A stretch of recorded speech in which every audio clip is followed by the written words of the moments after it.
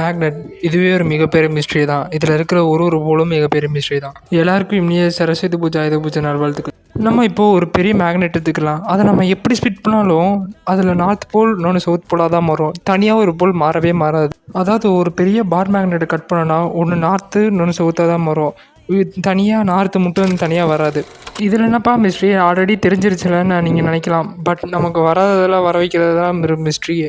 Modern ஃபிசிக்ஸில் grand unified theory, string theory இதெல்லாம் சொல்கிறது பிக் பேங்க் அடுத்து ஒரு மிகப்பெரிய பிளாஸ்ட் நடந்தது. அதுக்கடுத்து நிறைய மேக்னெட்டிக் போல்ஸு உருவாயிருக்கலான்னு சொல்கிறாங்க.